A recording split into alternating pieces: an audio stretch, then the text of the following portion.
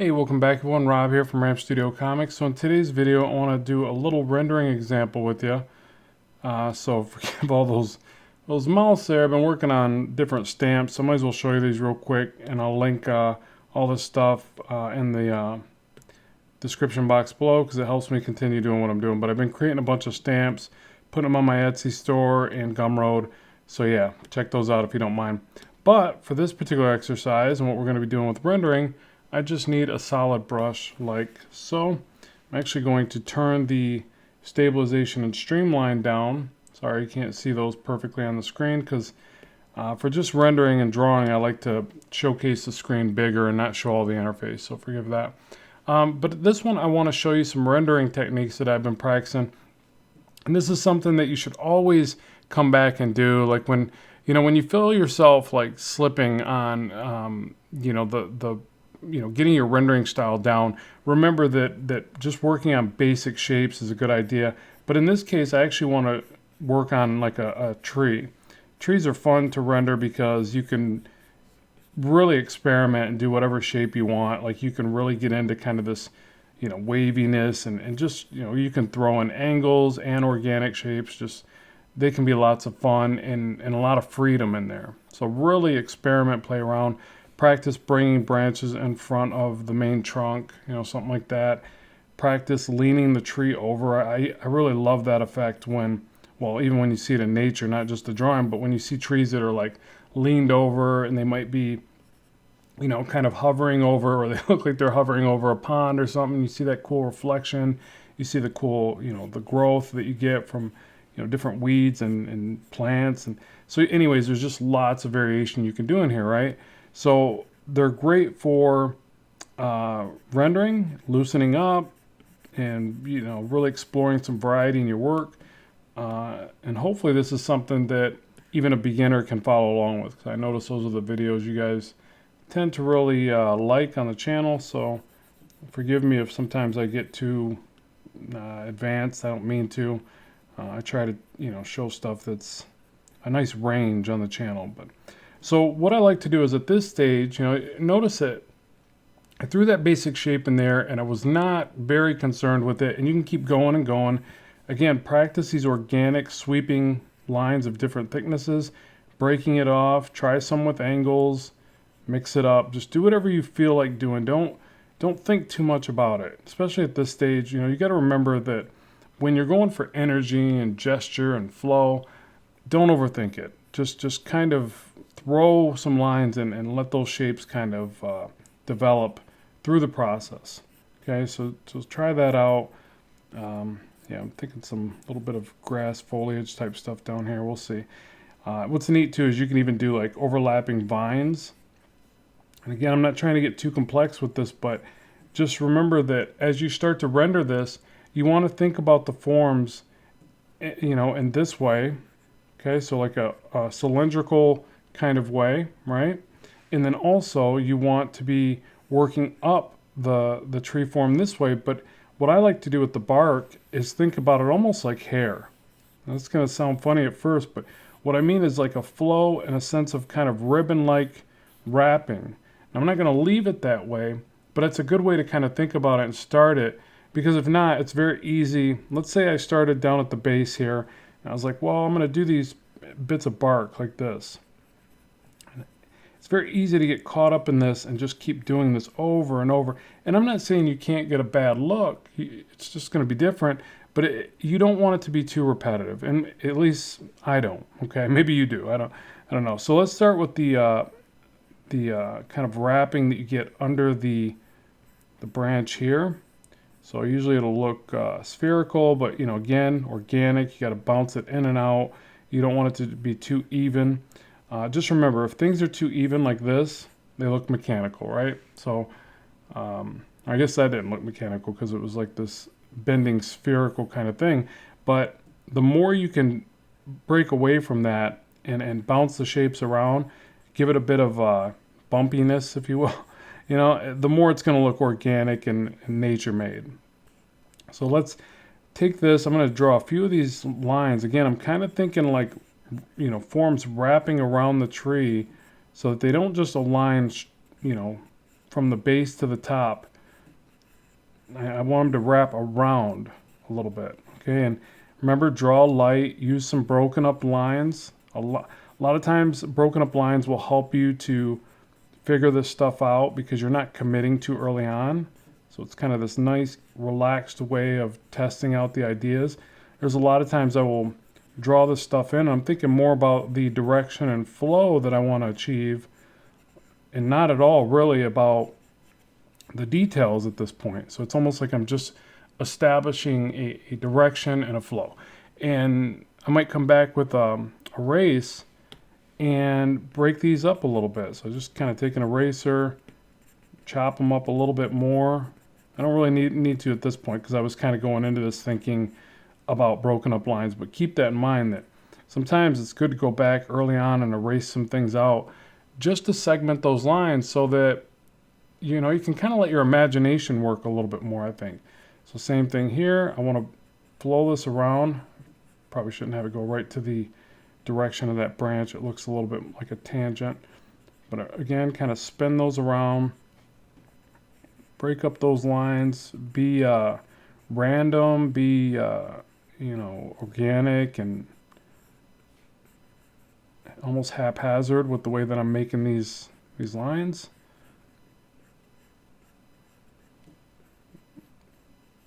Again, it's just a little bit of texture, but more than that, direction and a sense of flow. So we'll say something like that and really experiment with how many times you break off into these little branches and stuff. Just kind of play around with the way that you break those off. Create Y's and W's and whatever you see in there. I like putting weird little hooks at the end. I feel like that looks kind of neat. Okay, so there we go. So now I've got, oh, and you know what? Let me get a little bit of this branch-like thing. So I was thinking like, not a branch, but like a little bit of growth, a little bit of viney stuff. But again, what I want to express there is I think it's important to think about the cylindrical shape. Really it'd be more like this, and then it'd curl right over the edge. So when you add these little bits and pieces like this, you can really push and pull that stuff. You can have the vine kind of come up and just kind of swing around. There's all sorts of fun stuff you can do just with this. Just think of like a character like Swamp Thing, and yeah, you do all sorts of neat stuff with that. Likewise, you can have some of this stuff maybe sprouting off the side and creating like a few like little leaves. You see people do like mushrooms growing off the side. There's all sorts of fun stuff you can get into with this foliage type drawing. It creates just a little bit more of an interesting look. I'm kind of struggling. I'm struggling right here to figure out something. You could probably notice that. Okay, yeah. And when in doubt, when I start struggling, move on to something else. Okay, so something like that. And so now with this this shape, I want to get into some rendering, and I know we're already 8 minutes in, but this just kind of takes a little bit of build up to get it going. But what I like to do here, I'm going to add, well, I'll just duplicate this layer, but I'm going to show you how I would go about doing this. So a couple things I think about, one of which is what's the overall light and shadow like this. Okay, so if I was to kind of map out a shadow, it'd be something like that, something like this, right? But also, it's not that simple, right? I want to break off into these segments in here, so I need to do that in a way that is interesting and doesn't get too hard to read. So it's kind of a combination of those ideas. So that bigger set of shadow right there, and you could start there and easily break off into the other ones. Or you can kind of be thinking that, and you can really start, let's try this. Let's start here. But again, I'm thinking of that same shape of shadow I just showed you. But what I want to try first, because I can always add more, I'm going to block in a lot of this area. And just try to pick and choose where I leave like little bits of light gap. Try it both ways. You might just want to go in with that big shape first. The beauty of digital, I'm working in Procreate obviously, is it's real easy to jump back in with white and do negative drawing. So it's not that big of a deal, but I don't know. I just feel like this might be the way that I want to introduce these shadows today. And then just slowly break these up. And again, even at this stage, I'm trying to think about little bits of organic shapes and angles. Always trying to mix that up.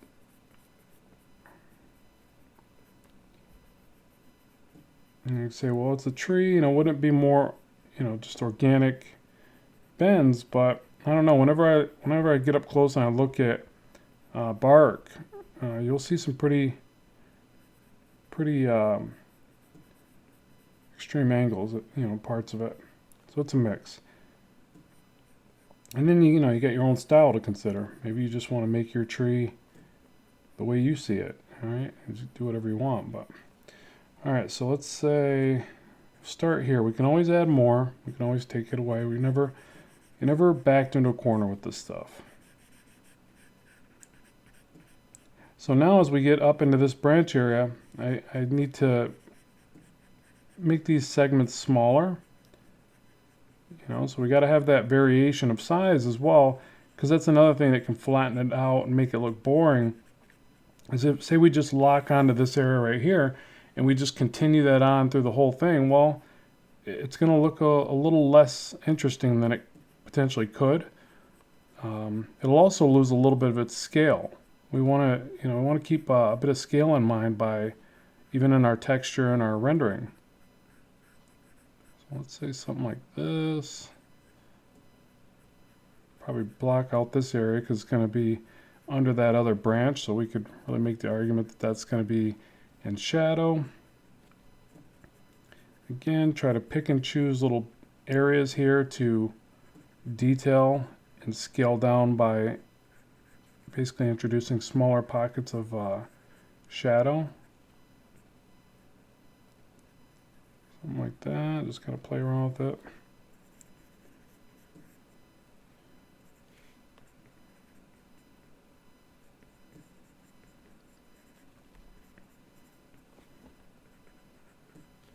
Okay, and I'm sorry, because I know this is going to take too long, me explaining every little morsel that I'm doing here. So what I'm going to do is time-lapse it now so we can hurry up and get to the rendering, but I'm going to do the same approach that I'm showing you here and then just finish off laying in the shadows. So let's go ahead and speed this up just a bit.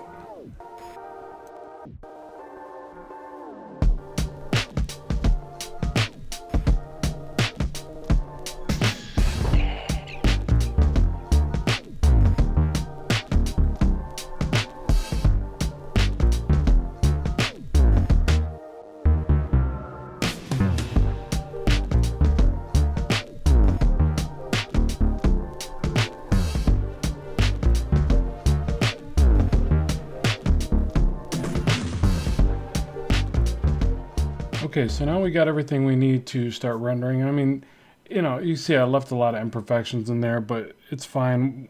What I like to do really is think about it like I can easily erase back as I go. So, I don't know. Sometimes these little sketch lines don't bother me that much. Depends on what I'm working on. If it's something more eerie, spooky, loose to interpretation, I don't mind the sketch lines. I just feel like I can, maybe even use them along the way. But I don't know, just different things. Different things you use them and other things you don't. Like I don't really use them for faces a whole lot, but I'd like to, because I like to just try to loosen up when I can and quit being so specific with everything. Let some of it kind of just flourish. I don't know, as you go. But all right, so now we're ready to render, and what I could do here is, let me see, I guess I'll add a layer, even though I probably won't need to, but what I could do here is think about the spherical nature of the trunk of the tree and also each little individual area. Make sure I'm on camera here. So I could sit here and render these, and I don't know that I would want these to look entirely spherical, but I could go with the shape a little bit, right? I could play around with different variations, like some can be just little dots on the edge of the shadow. And all I'm really trying to do is break that up, I don't even know if I don't think I like that actually. But I'll play around with it. And then I could bring some the other way. So up in this direction. Actually, I might start with that actually. See how that looks. So I'm going with the shape of the forms in the other direction. I feel like I like that better. So a lot of times I'm experimenting with this. But the main thing is that I'm just trying to feather off that larger set of shadows. I would say one shadow, but it's broken up into these smaller pieces. So I feel like I need to think of them almost like individual parts. I actually do both. So what I would do is render a bunch of this type of stuff. And then I would go across the base, or I will go across the base and show you what I mean. I'll render it the other way as well. Some of this I might practice doing a bunch of little lines right through. And so, you know, that kind of pushes it back even a little bit further. I might just put a couple little line breaks off to one side. You know, let me make the brush a little bit smaller here. So I might practice putting a couple little thin lines off to just the sides of some of these areas. See what that looks like.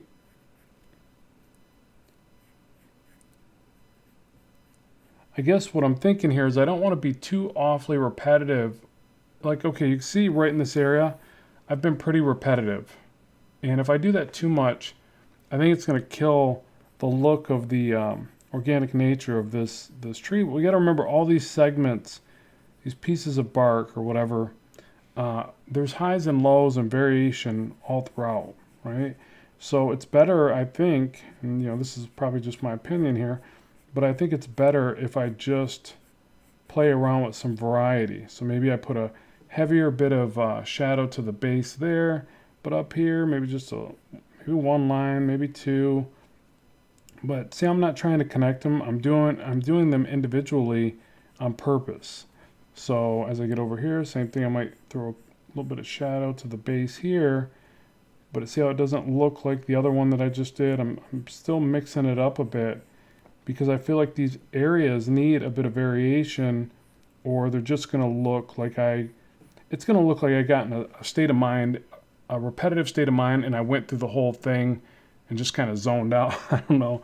Like I feel like there needs to be a bit more random behavior in there, and maybe hopefully that'll look more well thought out, but really it's not. It's just me randomly testing different areas. You know, there is some consistency. All the rendering is to the lower right relatively, but past that, it's not consistent. I'm trying to, I don't know, bounce around a bit, hopefully, while still keeping the rendering somewhat relative to, you know, what I've done before. So like here I might just bring up some of these rendering lines like this just to kind of segment that differently just a little bit. I can, you know, I like putting these other little marks across the other lines there just to, you know, and I don't do that everywhere. Again, I really just feel like on something like this I wouldn't want to be too awfully repetitive. I guess that's the simplest way to put it. And past that, just try to pick it apart and do you. I don't know. Just do what feels right.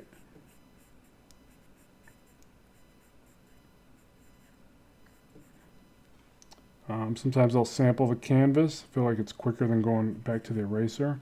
And then I'll just kind of put some negative marks in there as I go as well. Also clean up some of these little sketch lines. Some of these I'll just put like little negative bumps back into the, the tree bark. And then I feel like that looks more interesting at times because, again, it's another variation to the way that I'm rendering so that I don't get this overly repetitiveness. Like at that base, I feel like even that is too repetitive. So I might go in there and put a few negative lines. I might try some negative drawing back in here, maybe some little like swirly kind of stuff right there. I don't know if I like that, but try it out. If you don't like it, back up a little bit. But yeah, clean up this stuff here. You know, pay attention to the opportunities to create line breaks so that all these segmentations of the tree bark aren't connected. You got to remember that this little bit of line break also makes things look more interesting. So I'll play around with that. Just remember, it's pretty much like a light source, right? So if you put a line break there, you're saying there's a highlight, there's a bit of light there. And if it doesn't work well, you just come back and draw the shadow back in. It's not a big deal. Back and forth. Okay, so right here, same thing. I will draw a couple lines that go with this form. I'm also trying to taper them as I get towards the shadow side. So if we can see that. A little bit heavier as it meets the bulk of the shadow here. And then again, I like these little marks like this. And over here, just a couple little bumps, and then maybe have them get heavier as they go under this other area. So that's pretty easy to do. Same thing here, but I'll just go ahead and fill this right in, like that. Notice too on the shadow side, I'm letting there be a bit of bumpiness in the silhouette. I feel like that makes it look a touch more interesting, and it's easy to do. Let's see right here. I'll bring some up this way.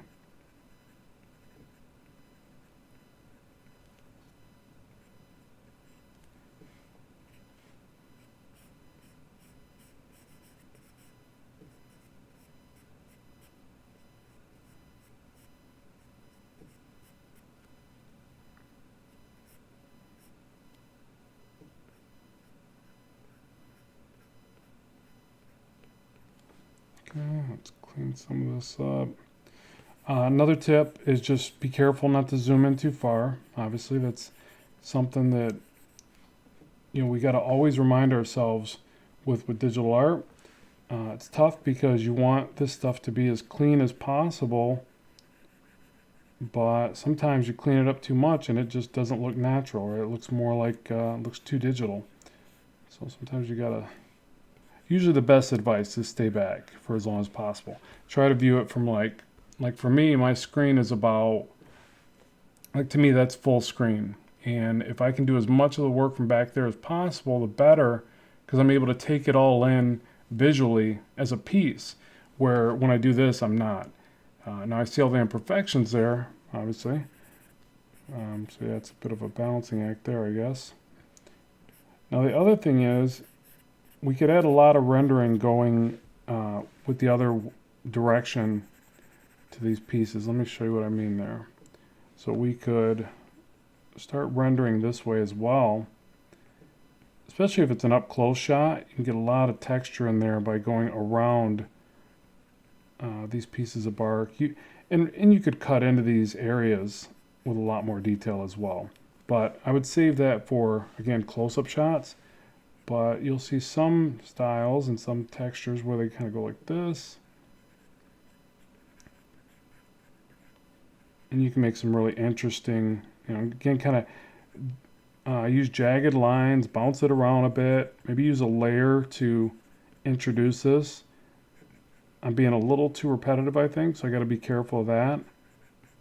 See how that can make it look pretty cool, right? I'm not going to do that on this one. I just want to give you that bit of, idea or whatever. Give you that idea. All right, so let's render some of this up here. Let me go ahead and rotate this. I can usually render a little faster.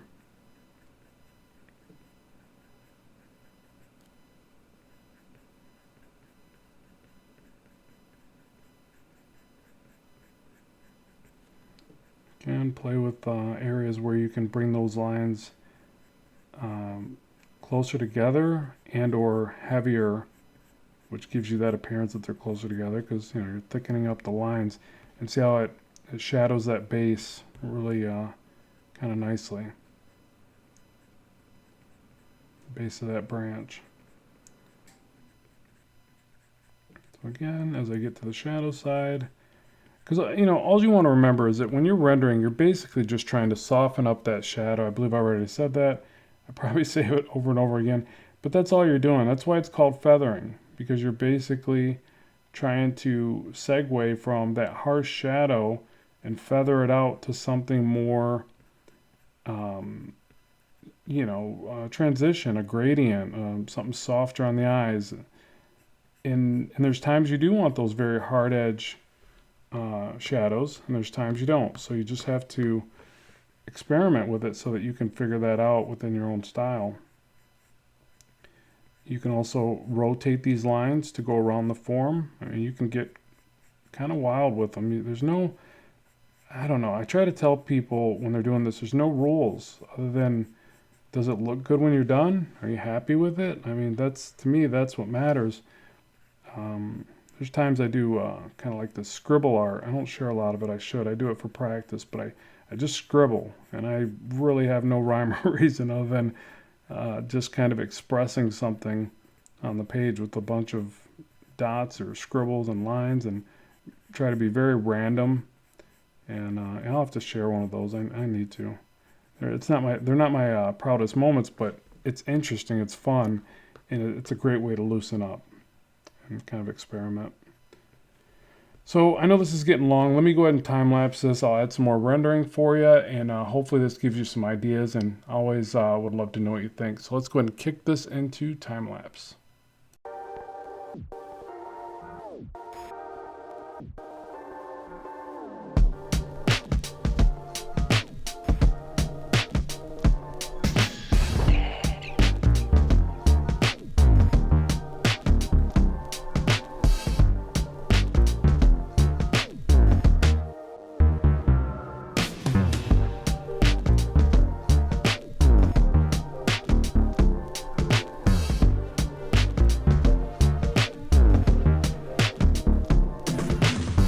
All right, so there we have it. Hopefully that gives you some different ideas on how you could implement some rendering. And just to recap, remember that we started with a really random kind of loose sketch, added some flow and direction to the textures and the things that we wanted to render, try to create nice variation in shapes to give an impression of scale. One other thing that I'll leave you with is, if you find that by the end of it you lose some of that gesture and that expression and direction of flow, kind of over push that in the beginning. So practice throwing those lines more, throwing that flow and that movement of whatever it is you're getting ready to overlay with your texture. Push that further so that by the time you tighten up, maybe you hit the mark. Just something to consider. And I could really analyze this and go, well, the shapes aren't really that crisp and great in some areas, and it doesn't really feel like a tree. I'm not going to do that. It's like, it's good enough. Like it's done. Done is better than perfect, right? So hopefully you've enjoyed today's video, and make sure that you let me know what you want to see more of so that I know what to bring to you. And I always appreciate the support of the channel. Good luck with the art, and I will talk to you soon.